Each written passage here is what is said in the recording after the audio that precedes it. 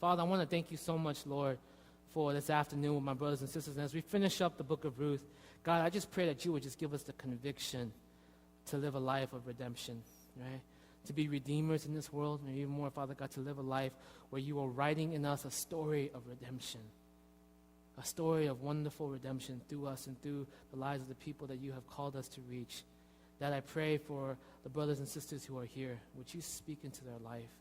Would you bring conviction into their hearts? Would you awaken them from years of just apathy in speaking and loving people and moving forward, Father God, in a sense of conviction, a sense of call and duty to do your work in this world. So we love you, Father. We ask for just your presence here this afternoon. Speak to us, speak through us, and may your word just bring life to our hearts. We love you so much. We pray all these things in Jesus' name. Amen. Amen. So we're finishing up the book of Ruth. Man, finally, it's been 4 chapters. It's been gone a little bit. Let me give you a quick review of the book of Ruth, chapter 1 through 4.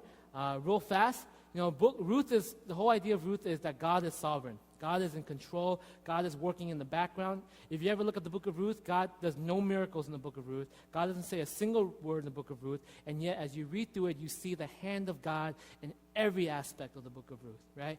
And from the very beginning, Ruth, right? God is sovereign in our suffering, right? When things go bad, when things are hurtful, things doesn't seem like it's going right, God is still in control of that. And in Ruth chapter 2, God is sovereign in our risk. You know, Ruth, this Moabite girl, racially discriminated against, a woman, a widow, going to a place that she knows nothing about, takes a risk, goes out, finds a job so that she can feed her mom and herself, takes a risk to be with people that might possibly hurt her, probably will hurt her. And God is sovereign in that. And as all the lands that she could have landed on, she landed on the field of a man named Boaz, who happens to be a redeemer, right? Happens to be someone who can actually, who wants to care for her, who actually is part of the family. And God is sovereign in our blessing. That as we live a life of blessing, we see the acts of God, we see the heart of God. That God is sovereign in our foolishness, chapter 3, where Naomi, Ruth's mother, asked her to do something really silly to kind of whore herself out, see if this guy will be with her. Instead of that, Naomi's character shines through and works that process. And finally, last week we talked about God is sovereign in our obstacles. That though there's an obstacle, that God placed obstacles into our lives so that we will be closer to Him, that we will know Him, that we will engage in Him, right? And today, finally, we finish up the story with God is sovereign in our redemption, right? He is the one writing the story of redemption in our life. A lot of you guys, I know you guys ask this question a lot, you know, especially because you're young adults or you're college, and you ask that existential question, like, what is really the purpose of my life? What is the grand scheme of it? Why am I here? What good will come out of this life, right? What is it that I'm doing? Why I go to school every morning, I go to work every morning, I come back home at 5, I eat dinner, I do my thing, I watch a couple of TVs, few shows, and I go to sleep at night, you know? And sometimes I meet up with people on Saturdays, I meet people on Fridays, meet with my church. It seems just like this mundane, simple life. I don't know where it's going. I don't see anything crazy happening. I don't know what's the purpose of it all, right? I don't know where this is going for me. And the book of Ruth is about this. Ruth was a woman who lived in the mundane. Right? She's a widow. All she was worried about was, how am I going to eat for tomorrow? Right? She worked from morning to night. She came home to a mother-in-law. It's just that she was a widow. And a lot of things, what is this whole purpose of my life? And very mundane, very simple story. She wasn't a princess in a Disney movie, right? She wasn't Boaz wasn't some sort of crazy prince in a Disney movie. He wasn't like someone like that. But in the whole story, what do we see? Boaz was a farmer, right? Ruth married a farmer. And eventually, out of that, we see the story of redemption that God is writing for her, right? A beautiful story of wonderful redemption. Ruth doesn't see it now, and she probably won't even know it until she dies, right? But out of her life and out of her story, God writes this unbelievable redemptive story for all of history, okay?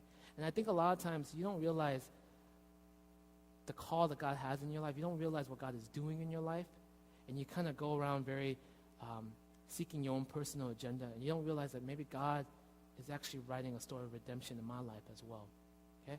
open your Bibles to Ruth chapter 4. Let me just share with you this idea of redemption real fast.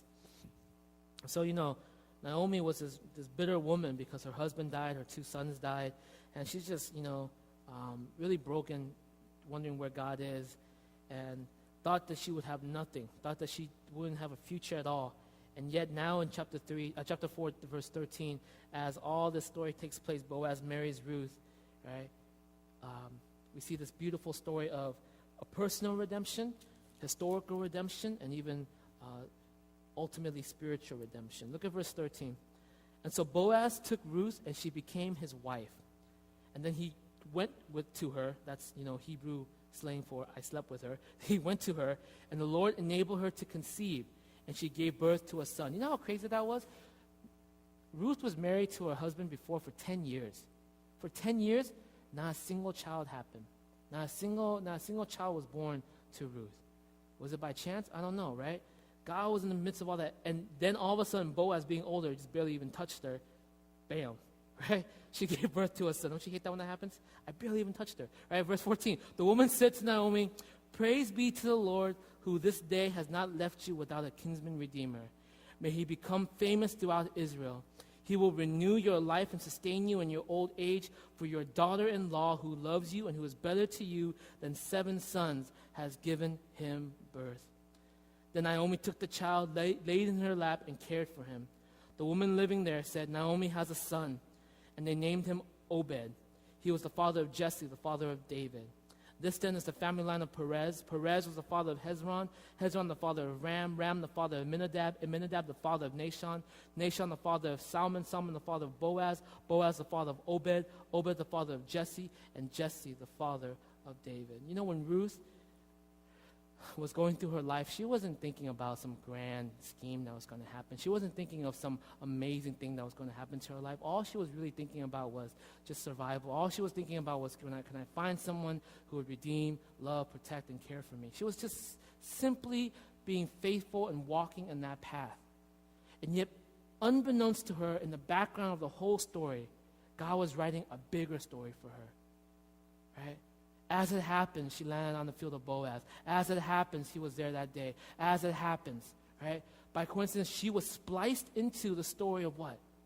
The story of redemption, that she will be the mother of King David, right? The person who wrote the book of Ruth, they wrote it probably to tell everyone, look, Ruth was an outsider.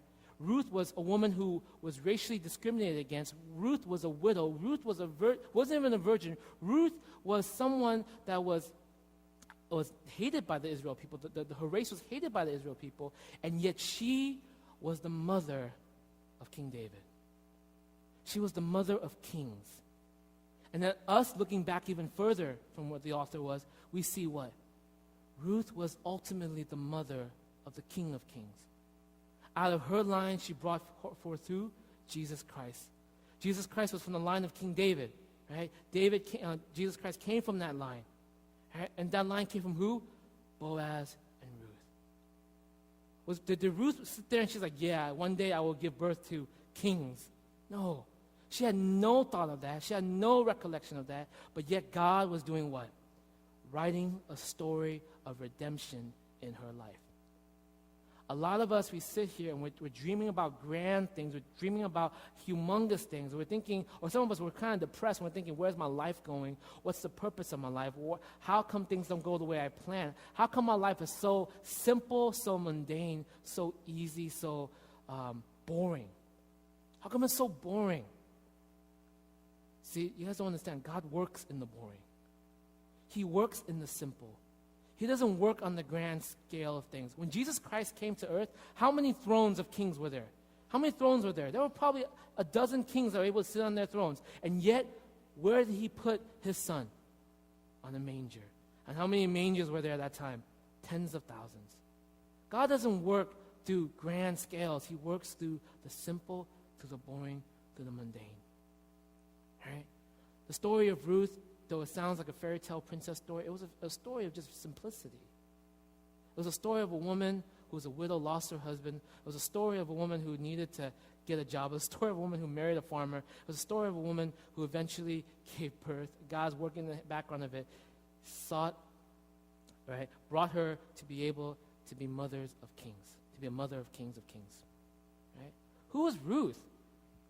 Right? She was she was a widow, okay? Not loved by, you don't have much back then if you don't have a husband, right? She was a Moabite on top of that. Moabite were people who really had a racial, it's like us hating, I don't know, pick a race that you don't like, okay?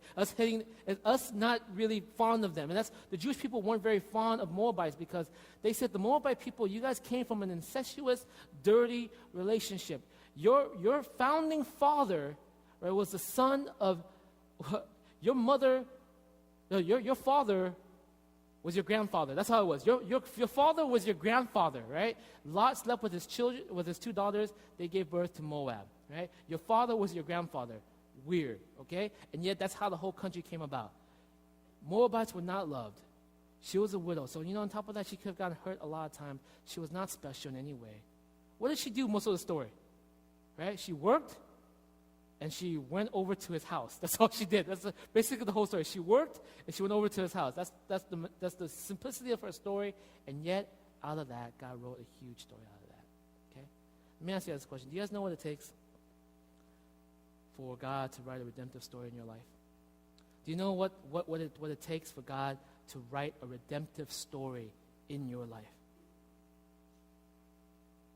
Though simple as it may be, though simple as your life may be, do you know what it takes for God to write the story of redemption? Do you know that one day you can be the mother or the father of someone who does something amazing for your people, someone who takes the gospel to the ends of the earth, that one day you could be a discipler to someone who ends up discipling, who be like the next Billy Graham to all Vietnamese people. I don't know. I'm not kidding, right? God is writing a redemptive story in your life. But do you know what it takes to have that? Okay, three things. Okay, first, life-transforming power of friendship. That's what it takes. It takes a life-transforming power of friendship. I gotta go back to Ruth chapter 1 for you guys to show this. So go back to Ruth chapter 1, verse 8. Chapter 1, verse 8. Ruth chapter 1, verse 8. This is the point when Naomi's husband died, her two sons died. They're going back to Bethlehem, and Naomi's asking her daughter to go home because, you know what, this is not going to be good for you. Ruth chapter 1, verse 8 through 10. All right? If you have your Bibles, go there. Oh, it's up here. Then Naomi said to her two daughters-in-law, "Go back, each of you, to your mother's home. May the Lord show kindness to you as you have shown kindness to your dead and to me. May the Lord grant that each of you will find rest in the home of another husband." Then she kissed them, and they wept aloud and said to her, "We will go back with you to your people." Okay? But Naomi said, "Return home, my daughters. Why would you come with me?" She calls them daughters. She loves them. "Am I going to have more sons? Who could become your husbands? Return home, my daughters. I am too old to have another husband. Even if I thought there was still hope for me, even if I had husband tonight and then gave birth to sons, would you wait until they grew up? Would you remain unmarried for them? No, my daughters, it is more bitter for me than for you, because the Lord's hand has gone out against me." At this they wept again. Then Orpah kissed her mother-in-law goodbye, but Ruth clung to her. Okay? Ruth clung to her. It was that moment that Ruth was converted. It was at that moment that Ruth said, "I see in you, Naomi, something that I'm not going to let go." Her heart was completely converted. You know why it was? It is because of a life-transforming power of friendship. What did Naomi say to her family? Her two daughters-in-law said, "Go back. Go back. I'm too old. If you go back with me, there's nothing I can give you. I have no family to go back to. Right? I have nothing back there to go back to. And even if you were to go back with me, you're Moabite girls. Do you know what happens to Moabite people in my land? They don't like you guys. You might get hurt." That's why in chapter 2, Boaz had to order his men to protect, not to hit the girls, not to hit Ruth, because why? He knew that there could be some backlash of this. There was huge animosity between Moabite people and Israelites. She said, "If you come back with me, there's going to be a lot of pain. Go back home." And look what she does here. This is very interesting. Okay? Naomi sends them back to their family, but she says this in verse 8. She says, "Not that your God will bless you." Go back, verse 8. Naomi said to her husband, "Daughters, go back, each of you, to your mother's home. May the Lord show kindness to you as you have shown to your dead and to me." See, Naomi Back then, how the religious system works is every nation had their own gods, right? And every nation was very pluralistic. They were like, oh, you know what? This is my God. I'll do what I want. Or this is your God. Do what you want with your God. This is my God. I worship him as I want. Naomi, she worshiped a very exclusive God, right? She worshiped a God whose name was Yahweh, the Lord who saves. She worshiped a very exclusive God who says, I am the Lord of everything. I am the Alpha, I am the Omega, I am the very person who brought life into being by my breath and by my voice. Everything, nations, culture is under my control. She worshiped a very exclusive God. It wasn't a God that would share himself to anything else, right? She didn't tell Ruth to go back, hey, I hope your God will bless you. I hope your God will take care of you. I hope your God will do good to you, right? What did she say? Being a woman who grew up knowing who God was, she said, may my God bless you. If any blessing was to come, it was going to come from the Lord who saves, right? She says, may the Lord, the God of Israel, bless you. She was very exclusive. So you're thinking, wow, that's a very exclusive claim here. Be nice. You should at least say, hopefully your God bless you. But Ruth said, no, I pray that my God will bless you. So she wasn't trying to compromise her faith or anything like that. But at the same time, her exclusiveness in her faith, it brought her to be a very what? Inclusive in her love. Do you understand that? Her exclusive faith gave her an inclusive love. What does she do? If you're an old woman, right? I know this because I live with an old woman. If you're an old woman, you're very selfish. You're very, when I take my grandma out to dinner, and my wife can testify to this, there's only one thing she'll eat. Bawai mong, right? She would, like, we want to eat grandma, bawai mong. Like, you want a Korean barbecue? Let's try something different, right? Nope, bawai mong, that's the best. I said, Grandma, we like to eat other things too, how about us? Why don't you ask us what we want, just anything, Nope, bawai mong, right? It's like, well, how about we don't eat bawai mong? She's like, well, I'm not coming then. Okay, let's go eat bawai mong, right? It's very selfish. Naomi, she wants them to come back. She has nobody. She wants company. She has no husband. She has no family. She wants them to come back. But you know what she was doing? She's saying, it's not about my needs. Okay? I know if you come back with me, you're going to be hurt. You're going to be lost. You're not going to have husbands. I'm going to care for you. You're my daughters. Go back home. Go back home. She was caring for their needs, not her needs. Right? And when Ruth saw that friendship, that type of love, commitment to her, it changed Ruth on that spot. Ruth was like, if your exclusive God can put in you such an inclusive heart, I want to know that exclusive God. I want to be there. I want to know this God that out of all natural tendencies, you would tell us to come with you. Because they even say, we will go back with you. That was Naomi's goal for yes, score. I can have them with me and be selfish about it. But she says, no, don't come with me. Go back home. When Ruth saw how selfless her mother-in-law was, though her mother-in-law was very bitter, how selfless that was, it changed her heart. It changed her heart. It was a life-transforming friendship, a sacrificial friendship. Okay? See, it was when Naomi sacrificially loved someone, right, who doesn't believe in her God. See, it wasn't about Naomi loving Ruth because Ruth was going to be close to being a believer. I'll love you now. I'll take care of you because now you're going to actually come to Christ, right? Or you're pretty close to coming to Christ. I'm going to love you just because I choose to love you. I'm going to love you because I choose to love you no matter what the response is going to be. I'm going to love you anyways. I'm going to sacrificially love you. And when she loved like that, despite her God being so exclusive in who he is, God was saying, I am the only God. And she knew that. She says, may my God bless you. But go back home. Go back home so that he can bless you. I pray that he will bless you back home. Don't come with me. I'm an old woman. I have nothing to give. Go back home. Go find husbands. Go raise a family. Right? Ruth saw that. She says, I want that God. I want that. See, relationship is the heart of life transformation in the Christian life. You understand that? We are very exclusive in our claims, okay, you guys? Christians, we do not compromise in that. There is only one God. There is only one God. There is no other. We don't share him. We don't compromise his name for anyone. And yet that same God convicts us and compels us to love everyone. And if you are worshiping Jesus Christ and you're calling yourself a Christian, and yet your life does not show love, and yet your life is a life that's very exclusive in your love, let me tell you something. You don't really know Jesus Christ. You don't really know who he is, because you're picking and choosing who you want to love. You're picking and choosing who you want to give your heart to. Right? God is an exclusive God, but his love is very inclusive. That's the difference between most church. This is what makes a church grow or die, you guys. Okay? The bread and butter of TLC is this. We of True Love Community is we don't want to create a program too much. You understand that? The program is there so that you guys will get your feet in the door. What moves and what our vision and what our heart and what we would ride and die for, right, is this heart of relationship.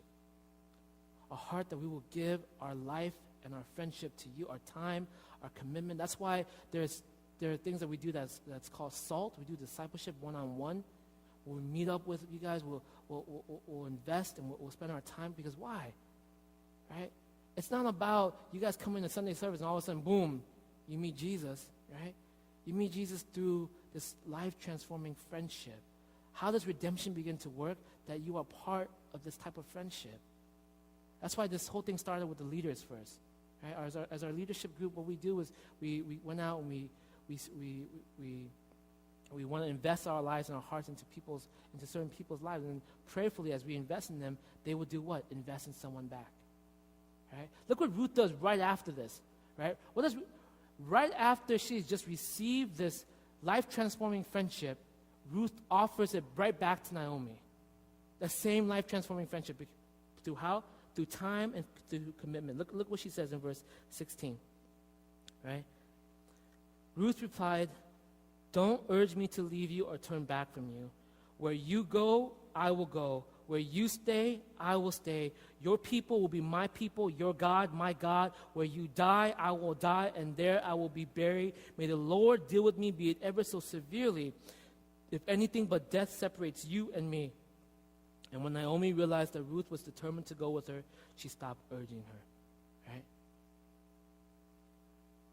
Ruth, having received this selfless, sacrificial love, what does she do in return? She gives it back, because she knows her mother-in-law is what? Broken. She's bitter. She's lost. She returns it back. She says, "My time is your time. I am fully committed to you. This love that I have for you will be there until the day I die." Right? This is not going to end. I'm not doing this because you're going to give me anything in return. Ruth had no idea what Naomi can give her. Actually, Naomi could have given her nothing in return. But Ruth said, "I will give this life to you. Who I am, everything that I am, my time, my commitment, my heart, my love to you, because I see in you the heart of your God. Your God who is so exclusive and yet would reach out to me, a Moabite woman, someone who is racially hated by your people. That same God would have that love to reach out to me." She was moved, she was touched, she was transformed, she was converted, and she said, "I will now do the same for you." Do you know what the vision of TLC is? Right? It's to make disciples and be disciples. That's very simple. You know what it means to make a disciple? To make a disciple is you're investing your time, your commitment, and your love, right, to that person. See, you can say, "I'm committed to you," but you spend no time with them. That's not. There's no transformation there, right? Or he says, "You know what? I spent all this time with you, but you have no commitment for me whatsoever." There's no life transformation there. Right? That's why in marriages it's the same thing. Your time, your commitment, and your love. It has to all be there. You can say like, "Oh, I love spending time with you, but I'm not committed to you." How does that work? Right? A lot of the girls, they're like, "Marry me already. You spend all this time with me. Won't you just commit to me? I love you. I have all this time with you, but you're not willing to commit." Right? Or you say, "I'm willing to commit, but I don't want to spend any time with you at all." Right? It's just words. See, life-transforming, redemptive story begins to happen when we have the heart, right, to reach out in love and friendship towards others. This type of love. A sacrificial, life-transforming love. A life-transforming friendship. Right? That's the heart of what we do here at TLC. That's the heart of what we do here as a church. You know, forgive me if you guys, Tony, I've been here for a while, I haven't had any single person. Our leadership is very limited, okay? If you guys want to do that, join leadership, okay? Join leadership and we'll have more people to send out, okay? It takes time. We'll reach you, I promise, right? We'll reach you. You will have someone that will passionately, lovingly commit their time, their heart to you.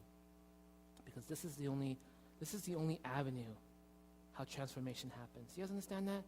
It's through one-on-one. This is how transformation happens. You look at any married couple. There's always transformation because why? They have all their time and all commitment to each other. There's always a transformation in those couples, right? If there's no transformation, one of them is being selfish, okay? I'm just saying. All right, so how do we begin to encounter divine? How do we begin to allow God to write his story of redemption in us? Okay? It's by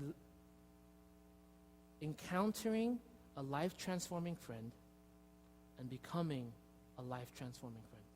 Okay?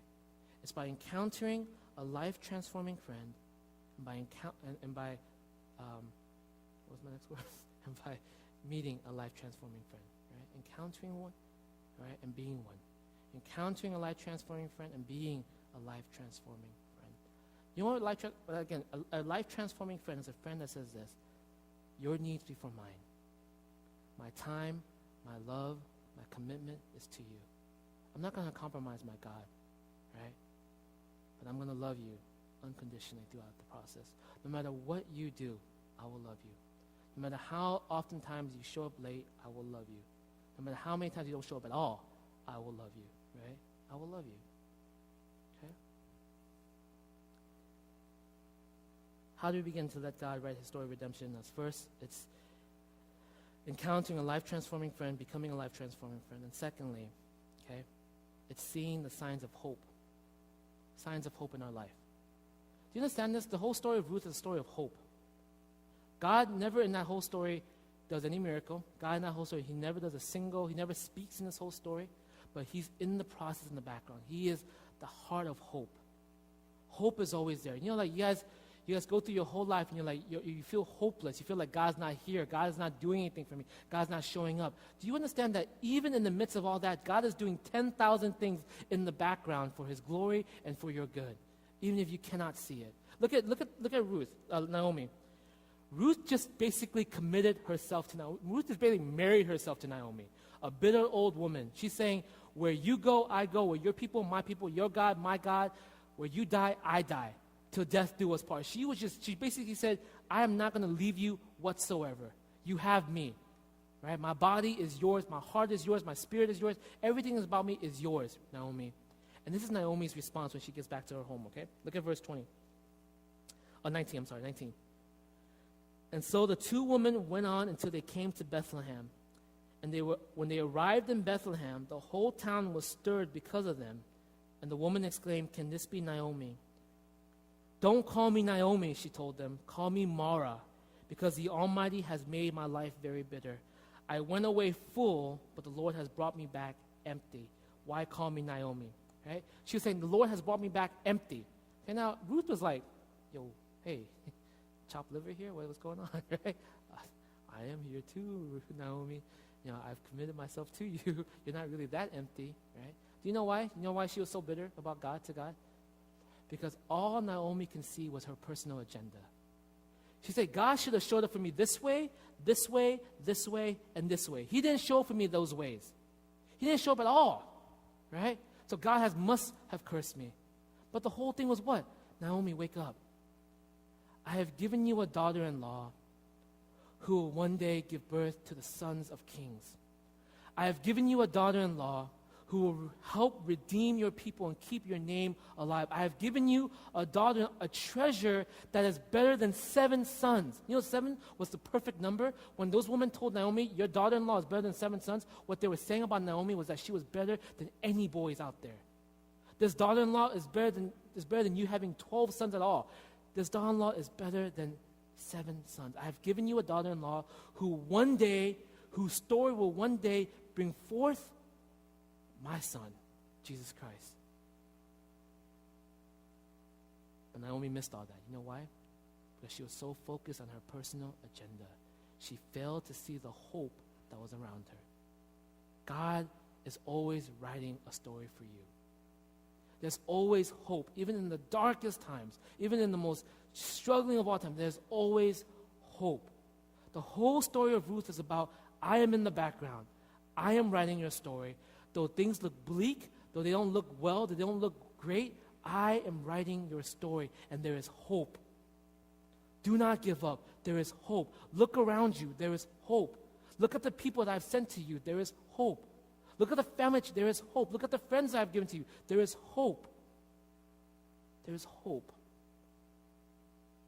I watched this movie. It's kind of weird. It's a love story, but time traveling. It's not time travel. Is why it's called About Time.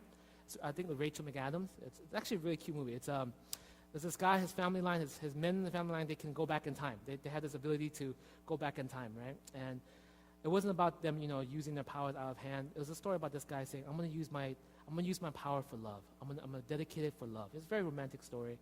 And so, he meets this girl, and then he falls in love with her. Then he couldn't find her anymore, and then he had to go back in time, find the right spot. And eventually they got together and stuff like that. But there was one scene in the movie that was very touching. Was one of the backlashes of being able to go back in time. There comes a point where after he has a certain kid or something, he can't go back to see his father anymore in the past. He can't be with his father. Even if once his father passed away, he can't go back and see him anymore. That's one of the rules. I don't know why, right? But so before his father passed away, he went back in time one more time. Right? And this one scene that they were playing ping pong together. And his dad, he was so sad. And his dad also was a time traveler, right? Okay, it's a good movie, I promise. Okay, it sounds weird, but it's a good movie. His dad said, "Oh, is it time?" He says, "Yeah." And so his dad came to him and said, "I know you're going to grieve. You're going to look at your life very bleak. You're going to see that there's no hope in your life. There's going to be nothing in your life. Let me tell you how to get over it." Right? And he told his son how to do this. He said, "When I passed away, I want you to go through one day just as you would normally go. Just go through it just go through it normally."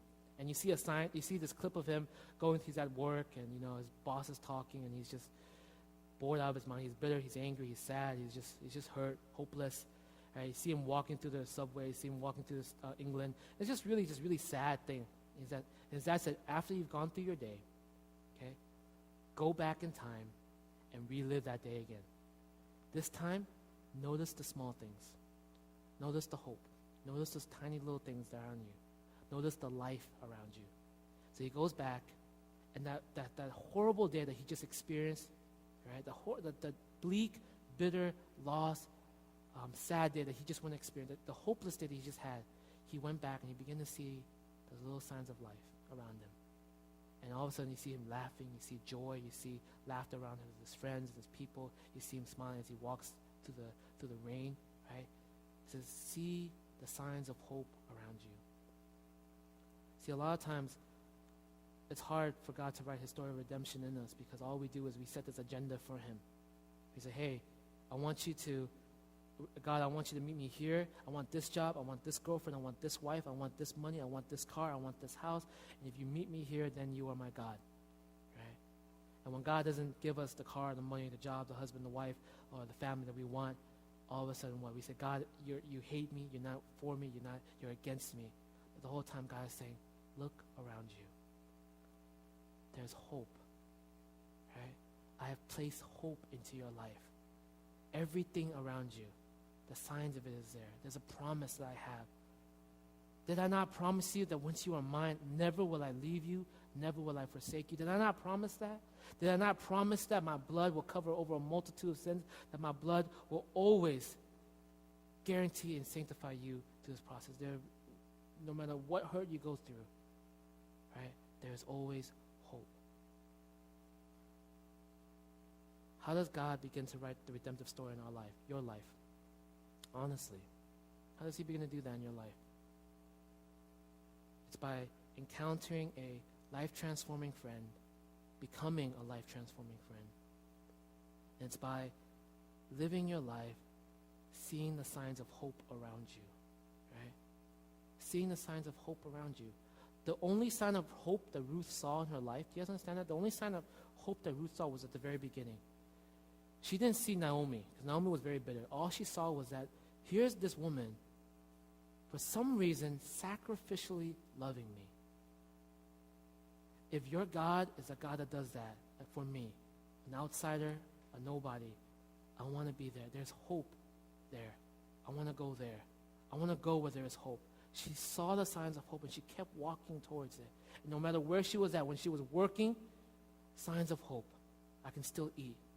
She landed on where? The one field of the one person that can redeem her. Right? God was in the background, writing the story for her.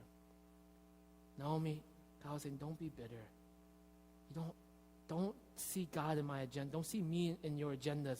See what I'm doing for you. I've given you a treasure. I've given you my daughter Ruth. I have given you someone who will be a redeemer for your family, who will help bring forth redeemers, who will help bring forth the first king of Israel, whose family will bring forth the King of Kings, the redemptive power of the world, someone who will redeem this whole entire world. Can you not see it? Can you guys not see it in your life? Right? The hope that God brings for you? The signs of hope around you? Okay? Open your eyes. And lastly, this is it right here. How do we know that our life begins to be a life of redemption? That God's writing a story of redemption in our lives? It's by encountering a life-transforming friend and by becoming a life-transforming friend. Living our lives knowing the promise of hope. And lastly is this, right? Knowing grace. Knowing what grace is. Okay? If I ask you guys, if I finish the sermon right now and say, just go home and be like Ruth, you know? You're going to be like, oh, yay. I will live my life unconditionally loving another person. You're right. You can barely love yourself, right? You barely love how you're going to love anyone else, right? Like, I'm going to give all my time to someone. You can barely, spend 10 minutes without looking at Facebook. How can you possibly, give your time to someone, right? I mean, what's the heart that's going to really do that for you, right? What's the heart that's really going to bring that conversion to you, right? It's this life of grace. The only way, you guys, that you're going to even begin this journey of transformation, this journey of redemptive story, is that you see, through the book of Ruth, the story of Jesus Christ. Ruth was an outsider going to a foreign land. She was hated by the people, right? But willing to commit her life to Naomi. Right? Who does that sound like? Jesus Christ, divine, human, perfect, could have gone home, being with the Father, left his Father's house, right? Enter into a place where he is hated, where he is despised, where he was persecuted, right? For what? So that he can commit himself to the hearts of his people, to the heart of the people forever. He said, I could have easily let them die or let them to their own thing, but I will live to give them my life. I will be committed to them to the very end. See, if you understand that, if that chokes you up, if that begins to move into your heart and really begin to stir your heart, then you begin to understand what a life-transforming friendship looks like. A life-transforming friendship is not the person you see around you, okay? The first life-transforming friendship you will have is always through Jesus Christ. Are you really that good, God? Is what you're telling me really that true? That I can live a life of freedom, a life free from the things around me, a life that I can actually have peace and joy, a life that will not destroy me. Is that even possible? Is there even anyone possibly out there that would love me so much that would die for me? Is that even possible? Yes. We begin to have that. What is the person next to you? That person is the physical representation of what that friendship looks like. Do you know that you are called, you guys, to be the physical representation of what Christ has done for people? Right? What he has done for them spiritually and transforming their hearts and their lives, you are there to reinforce that physically. You are called to be that life-transforming friend to the people around you. Right? Because why? Someone has been a life-transforming friend to you, and because why? You have experienced and encountered the life of grace. You know, Jesus never asked a single thing. Ruth never asked anything of Naomi when she did this. Ruth never said, Naomi, if I go back with you and I commit myself to you, would you give me everything you have? Naomi said, I don't have anything to give, right? Ruth knew that Naomi had nothing to give to her, and yet she would say, I will still follow you. I will still give myself for you. Same thing with Jesus Christ. You have nothing to give for me. What do you think, you guys, that you can offer the King of Kings? What do you think you can offer the God who has made everything of all creation? What can you possibly offer him? The Bible says, even your most righteous act is like dirty rags to me. I don't love you because of what you do for me. I love you because I've chosen to love you. I'm not saving you because of how great and how grand and how smart and how wise or how smooth you think you are. I love you and I'm saving you because I have chosen to love and save you. Right? You don't even know that you're dying.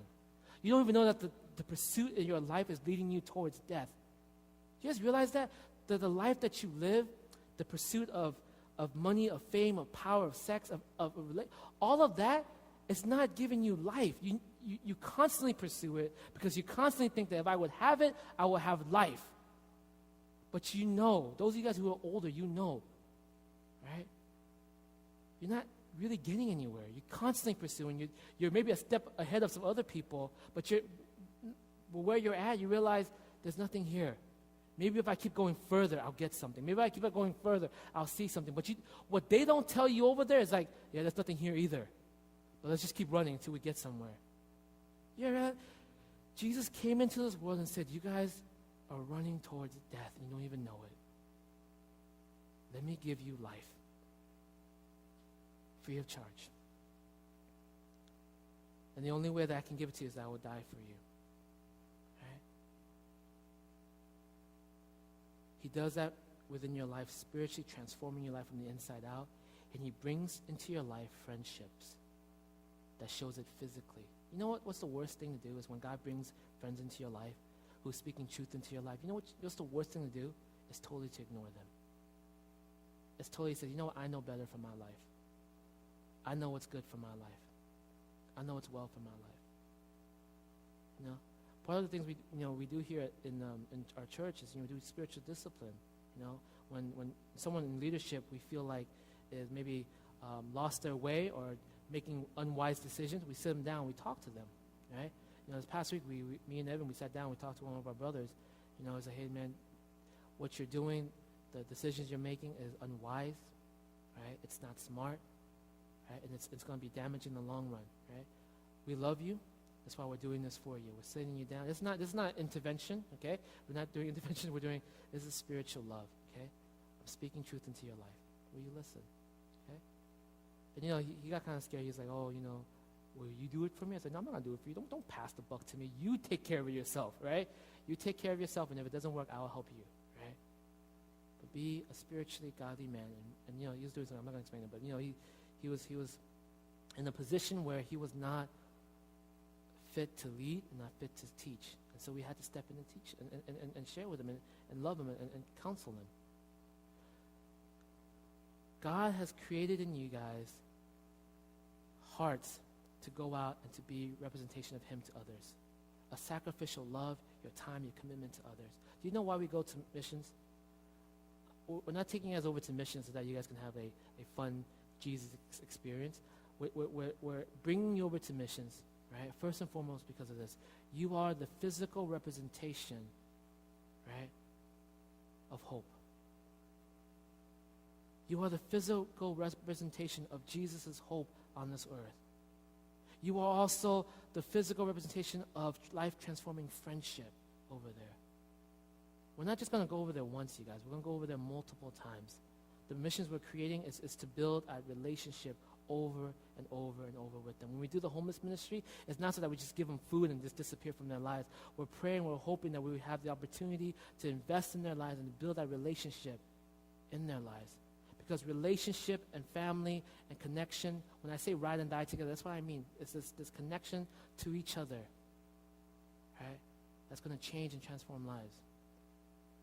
See, if you isolate yourself from the community, you isolate yourself from everyone and say, I can do this by myself, right? You're never going to be able to see the power in the hand of the redemptive story that God is writing in your life because you're being stubborn. It's all about you. It's your agenda. You can never see hope unless it's in what? The community. It's true, right?